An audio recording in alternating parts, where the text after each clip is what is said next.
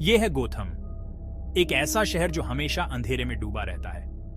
यहाँ की ऊंची ऊंची इमारतें लंबी डरावनी परछाइयां बनाती हैं जो जिंदा चीजों की तरह रेंगती और मुड़ती हुई लगती हैं। हवा में डर घुला हुआ है, एक ऐसी चीज जिसे आप अपने गले में महसूस कर सकते हैं और जिससे आपकी रीढ़ की हड्डी में सिहरन दौड़ जाती है। सड़कें अफरा तफरी और निराशा से भरी हुई हैं, बुरे और गुमराह लोगों के लिए एक अड्डा। गोथम बर्बादी के कगार पर खड़ा एक शहर है जो गुमनामी की खाई में गिरने को तैयार है। इसके लोग एक बुरे सपने में फंसे हुए हैं, उनकी जिंदगी डर और अनिश्चितता से घिरी हुई है। उम्मीद, ऐसा लगता है, तूफान में जलती हुई एक टिमटिमाती मोमबत्ती है जिसकी लौ कभी भी बुझ सकती है। फिर भी सबसे अंधेरी रात में भी एक तारा चमक सकता है। सबसे सूखे रेगिस्तान में भी उम्मीद का एक बीज जड़ पकड़ सकता है। और ऐसा ही गोथम में हुआ, जहां दो आत्माओं, आरव और काव्या ने आते अंधेरे के खिलाफ खड़े होने की हिम्मत की। आरव एक ऐसा नौजवान था जिसे त्रासदी की आग में तपाया गया था। उसने गोथम के अंधेरे पेट की क्रूरता, मानव जीवन के प्रति उस बेरहमी को अपनी आंखों से देखा था जिसने शहर की आत्मा को जकड़ रखा था। उसके माता पिता हिंसा की एक बेतुकी घटना का शिकार होकर चले गए, उसे अनाथ और अकेला छोड़कर। लेकिन उनकी मौत ने उसके भीतर एक आग लगा दी थी, न्याय की एक ऐसी तलब जो बुझने से इनकार करती थी। मैं उनकी मौत को यूं ही नहीं जाने दूंगा। गोथम न्याय होते हुए देखेगा। दूसरी ओर काव्या लचीलापन की एक किरण थी। वह गोथम की अराजकता के बीच पली बढ़ी थी। उसकी भावना उन कठिनाइयों से मजबूत हुई थी जो उसने झेली थी। उसके तेज दिमाग और तीखी बुद्धि ने उसे शहर की खतरनाक गलियों से निकलने में मदद की थी। दूसरों के प्रति उसकी सहानुभूति उस अंधेरे के खिलाफ एक ढाल थी जिसने सबको अपनी चपेट में ले रखा था। हम भले ही अंधेरे से घिरे हुए हों, लेकिन इसका मतलब यह नहीं है कि हम इसे खुद को निगलने दें। किस्मत से उनकी राहें मिली। आरव और काव्या को एक दूसरे की मौजूदगी में सुकून और ताकत मिली। वे एक ही सिक्के के दो पहलू थे। उनकी ताकत एक दूसरे की कमजोरियों को पूरा करती थी। आरव अथक शक्ति, न्याय की अपनी अटूट खोज से प्रेरित। काव्या रणनीतिक दिमाग, उसकी बुद्धिमत्ता उन ताकतों के खिलाफ एक हथियार जो उनके शहर को निगल लेना चाहती थी। उनसे अनजान एक नया शिकारी परछाइयों से निकला था। शिकारी, वे उसे कहते थे, रहस्य और फुसफुसाते हुए अफवाहों में डूबा एक व्यक्ति। उसके इरादे, उसकी असली पहचान जितने मायावी थे, लेकिन उसकी मौजूदगी एक ठंडी दहशत की तरह महसूस की जाती थी जो गोथम के रग रग में समा गई थी। शिकारी एक माहिर जोड़ तोड़ करने वाला था। उसकी उंगलियां शहर के सबसे गहरे रहस्यों की नब्ज पर थीं। उसने कलह और भय बोने के लिए सटीकता के साथ अराजकता को अंजाम दिया। उसका हर कदम हिसाब से उठाया गया था। उसके शिकार, जीवन के सभी क्षेत्रों के अलग अलग व्यक्ति, उसके कुटिल खेल में मोहरों से ज्यादा कुछ नहीं थे। गोथम को लगता है कि वह डर को जानता है। उन्हें नहीं पता कि असली खौफ क्या होता है। हर हत्या के साथ शिकारी ने गोथम पर अपनी पकड़ मजबूत कर ली। उसका प्रभाव शहर की रगों में वायरस की तरह फैल गया। वह एक भूत था, शहर के सबसे अंधेरे कोनों में छिपा एक साया, हमेशा एक कदम आगे, हमेशा देख रहा है, हमला करने के लिए सही समय की प्रतीक्षा कर रहा है।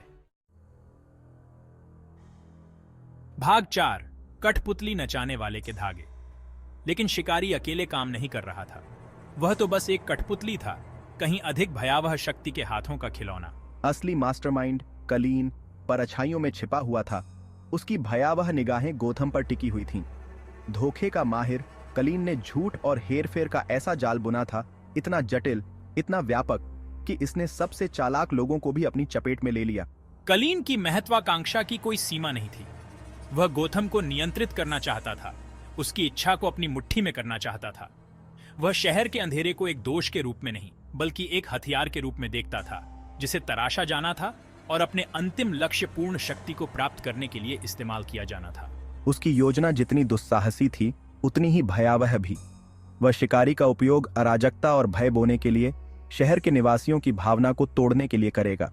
और जब गोथम टूट जाएगा और कमजोर हो जाएगा, तो वह नियंत्रण अपने हाथ में ले लेगा, इसे अपनी विकृत छवि में बदल देगा। भाग 5, अपरिहार्य के लिए प्रशिक्षण। इस बीच आरव और काव्या जिस खतरे का सामना कर रहे थे, उसकी असली सीमा से अनजान, न्याय के लिए अपनी लड़ाई जारी रखे हुए थे। वे जानते थे कि वे ताकतवर नहीं हैं, उनके पास हथियार नहीं हैं, लेकिन उन्होंने पीछे हटने से इनकार कर दिया। उन्होंने कड़ी ट्रेनिंग ली, अपने कौशल को निखारा, उस अपरिहार्य टकराव की तैयारी की जो क्षितिज पर मंडरा रहा था।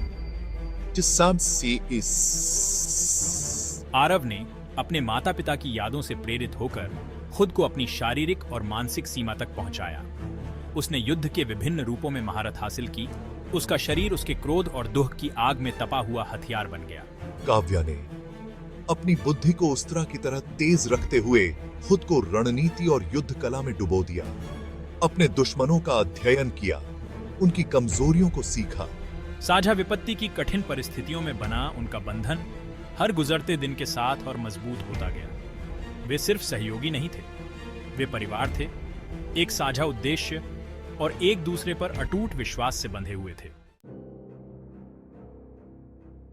भाग 6, तूफान की फुसफुसाहट। जैसे जैसे दिन रात में बदलते गए, गोथम पर एक अनिष्ट की भावना छा गई। एक तूफान उठ रहा था।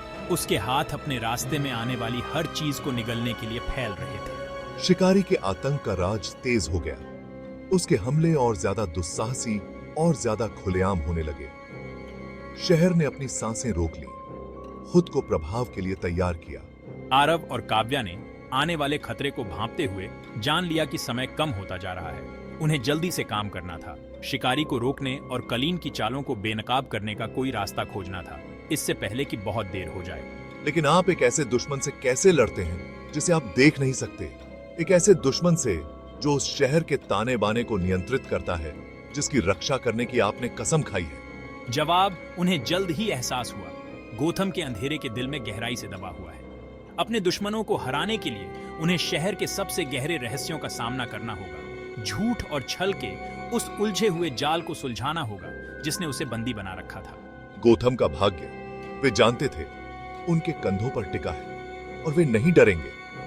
इस बार नहीं। बाकी अगले भाग में।